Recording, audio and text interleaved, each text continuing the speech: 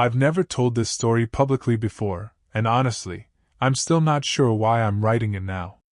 Maybe because enough time has passed. Maybe because carrying certain memories around for years starts to feel heavier than the consequences of sharing them. Or maybe because I recently heard a phrase that dragged me right back into one of the worst decisions of my life. A dummy intermediary is a connection that leads nowhere. Most people would hear that and think it sounds like something from a networking textbook or a detective novel. I hear it and remember the crime that nearly destroyed me. For context, my name is William. Throughout my life, I've done things I'm not proud of. Some were stupid mistakes. Some were selfish choices. And some crossed lines that should never be crossed. This story falls into that last category. At the time, I was 28 years old and working a dead-end administrative job for a small logistics company. I wasn't broke, but I was constantly one unexpected expense away from disaster.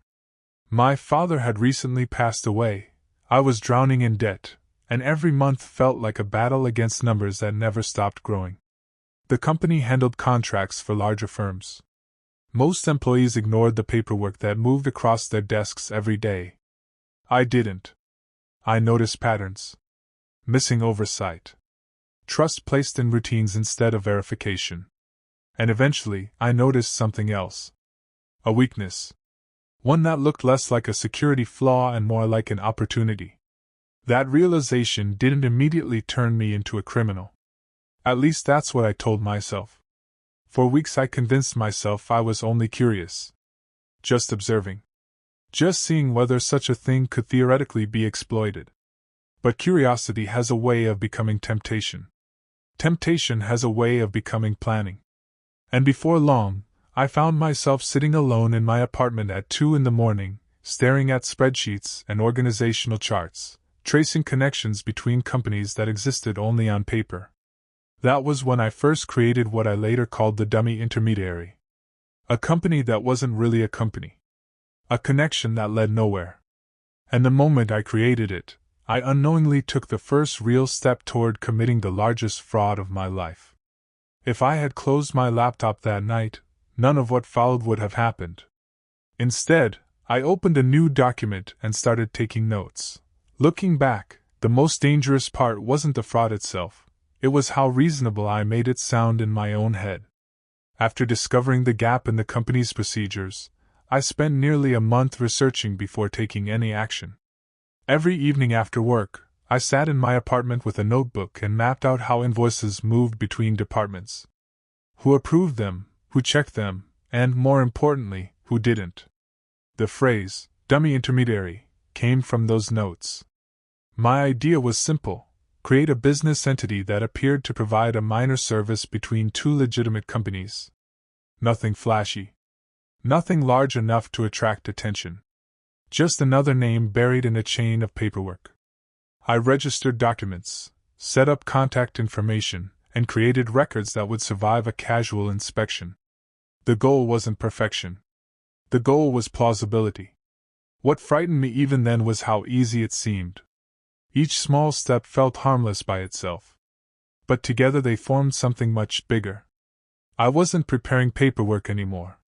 I was building a lie designed to be trusted. Once the dummy intermediary existed on paper, I became obsessed with testing its credibility. I treated the entire thing like a project. During lunch breaks, I reviewed public business records and compared them to my own documents. I wanted every detail to look ordinary. Ordinary businesses don't attract attention. They blend into the background. What surprised me was how quickly I stopped thinking about whether I should do this and started focusing entirely on whether I could. That shift happened gradually. At first, I imagined backing out at any moment. Then I started calculating potential profits. A few $100s became a few thousand. A few thousand became enough to erase my debts. I created scenarios and contingency plans. If someone questioned an invoice, I had an explanation ready. If a manager asked for supporting documents, I had those prepared too. Every possible problem received a solution. At least, that was what I believed. The truth was that I was planning against procedures, not people. Procedures are predictable. People aren't. And eventually, one person would notice something I hadn't expected. The first time I actually used the dummy intermediary, my hands were shaking so badly that I had to retype information twice. I had spent weeks preparing, but preparation and execution felt completely different. One existed in theory. The other created consequences. The transaction itself was intentionally small. I wasn't trying to get rich overnight. A sudden large amount would raise questions. A modest invoice, mixed among dozens of legitimate ones, would likely pass unnoticed. That was the logic, anyway. For several days, nothing happened. No emails. No phone calls. No supervisors asking questions. The paperwork moved through the system exactly as I had predicted. When the payment finally cleared, I remember staring at the account balance for nearly 10 minutes. The money wasn't life-changing. But it was real. That's the moment when the crime stopped being a plan and became a fact. Instead of feeling relieved, I felt an unexpected rush of adrenaline. My heart was racing. Every notification on my phone made me jump. Every conversation at work sounded suspicious. Nobody knew what I'd done. Yet I spent the entire week convinced everyone did. The success of that first transaction should have scared me into stopping. Instead, it convinced me the system was vulnerable. That's one of the most dangerous things that can happen after getting away with something wrong. The fear fades just enough for confidence to take its place. Over the next few months, I repeated the process. Carefully. Slowly. Each invoice was spaced apart and kept relatively small. I told myself that moderation made it safer, as if a crime committed in tiny pieces somehow became less serious. At work, nobody seemed concerned. Managers focused on deadlines, vendors focused on deliveries, and accounting focused on balancing numbers. My dummy intermediary sat quietly in the middle of it all. Then an unexpected problem appeared. A new employee joined the finance department. She wasn't investigating anything. She wasn't suspicious. She was simply thorough. One afternoon I overheard her asking questions about several vendor records. Her tone was casual, but my stomach dropped instantly. For the rest of the day, I couldn't focus on anything else. For the first time, the weakness in my plan wasn't a missing document. It was another human being paying attention. The new employee became the center of my anxiety almost immediately. Every few days I would hear her asking someone for clarification about a payment, a contract number, or a supplier record. Most of the time, the questions had nothing to do with me. That didn't matter. By then, my mind had become conditioned to treat every routine inquiry as a threat. One morning I saw her holding a folder that contained several transactions connected to my dummy intermediary. I remember the exact feeling, a wave of cold panic that started in my chest and spread through my entire body. She approached a manager and spoke with him for several minutes. I couldn't hear the conversation. From across the office, I watched them point at documents and exchange notes. The rest of the day felt endless. Later, I learned the discussion had been about a formatting inconsistency in a report completely unrelated to my scheme. But the damage was done. For the first time, I seriously considered shutting everything down. Instead, I made a different decision. I started looking for ways to hide the trail more effectively. That decision marked the point where my actions became much harder to justify, even to myself. Until then, I had been telling myself a convenient story, that I was exploiting a flaw, borrowing money from a careless system, doing something temporary. The moment I began actively concealing evidence, those excuses started falling apart. I reviewed every transaction connected to the dummy intermediary and looked for anything that could draw attention. The goal wasn't to erase records. That would have been impossible and suspicious. Instead, I focused on making the activity appear routine. I added more documentation, created additional layers of correspondence, and made sure every payment seemed supported by some legitimate business purpose. On paper, everything looked increasingly normal. Ironically, the more effort I invested in hiding the fraud, the more trapped I felt by it. I couldn't simply walk away. Closing the intermediary suddenly might raise questions. Leaving it active created risk. Every option seemed dangerous. At night, I lay awake imagining audits, interviews, and investigators reconstructing every step I'd taken. The money was helping my finances. But mentally, I was beginning to pay a much higher price. The situation escalated about 6 months after the first payment. Our company announced an internal review of vendor relationships. It wasn't a criminal investigation or a formal audit. Management simply wanted to reduce unnecessary expenses and streamline operations. To everyone else in the office, it was routine business. To me, it sounded like a countdown. The review meant people would be examining records that had gone largely unnoticed for months. Every document connected to the dummy intermediary suddenly felt radioactive. I tried to act normal. I attended meetings, answered emails, and joked with coworkers the same way I always had. Inside, though, I was constantly calculating possibilities. What if someone called a listed contact? What if they requested additional documentation? What if they asked why this intermediary existed in the first place? The worst part was the waiting. There was no immediate accusation, no dramatic confrontation, just uncertainty stretching across weeks. Then the finance employee approached my desk one afternoon. She smiled politely and asked whether I could help her understand a vendor relationship she was reviewing. And she mentioned the dummy intermediary by name. The moment she mentioned the intermediary, my pulse exploded. Outwardly, I stayed calm.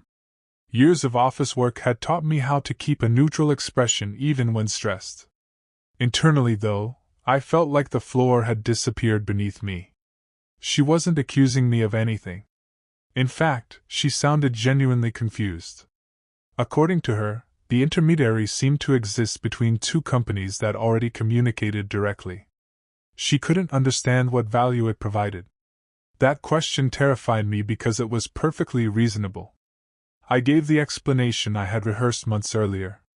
I described administrative coordination, documentation handling, and communication support. The words came out smoothly because I had repeated them in my head countless times. She listened, took notes, thanked me, and walked away.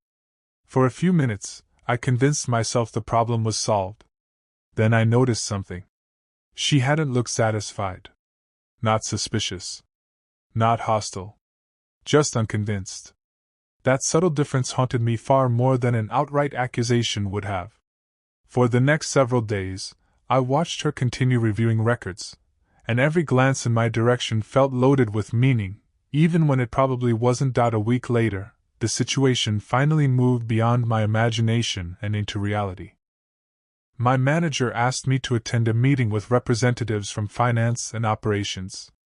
The invitation itself looked harmless, but the moment I saw the subject line, I knew it was related to the vendor review. I spent the entire morning preparing for questions. When I entered the conference room, the atmosphere wasn't hostile. Nobody was angry. Nobody was accusing anyone of fraud. They simply wanted clarification regarding several business relationships, including the intermediary. The finance employee was there too. She explained that some vendor arrangements appeared redundant and might be costing the company unnecessary money. Then she asked a series of detailed questions. Not dramatic questions. Precise questions. Questions about timelines, responsibilities, and documented services. The kind of questions that expose weak stories. I answered as carefully as I could. Most responses seemed accepted, but each answer generated another follow-up inquiry. By the end of the meeting, nobody had uncovered the fraud. Yet I walked out feeling worse than if they had. For the first time, I sensed the walls beginning to close in. After that meeting, I realized the scheme was no longer sustainable. The review had exposed a problem I hadn't fully appreciated before. Fraud depends on people remaining uninterested. The moment someone becomes curious, even for legitimate reasons, every fabricated detail comes under pressure. I decided to begin shutting the operation down. My plan was simple. No new invoices. No additional payments. gradually phase out the intermediary and make it appear that its services were no longer needed. On paper, the process looked reasonable. In reality, it created new complications. The company wanted documentation explaining why certain vendor relationships were ending. Requests for records started appearing in my inbox. Finance wanted supporting information. Operations wanted historical context. Nothing unusual by corporate standards.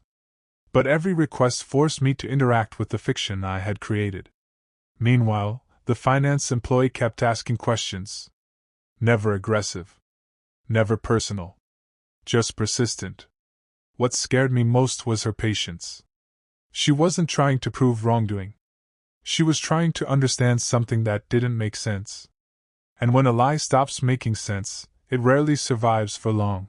The breaking point came sooner than I expected. One afternoon, I received a message asking me to provide historical records related to the intermediary's earliest activities. It sounded routine, but I immediately understood the danger. The farther back someone looked, the harder it became to maintain consistency. Over months, I had created explanations, documents, and correspondence that seemed believable when viewed separately. But if someone examined everything together, small contradictions could start appearing. That evening, I sat alone in my apartment reviewing old records. For hours, I compared dates, invoices, and internal communications. Every minor discrepancy felt enormous. A missing reference. An unusual timeline. A vague description of services. Most people probably wouldn't notice.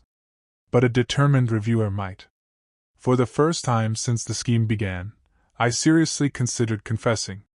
Not because of morality alone, though guilt had become impossible to ignore, but because I was exhausted. Living with constant fear changes you. Every email becomes a threat.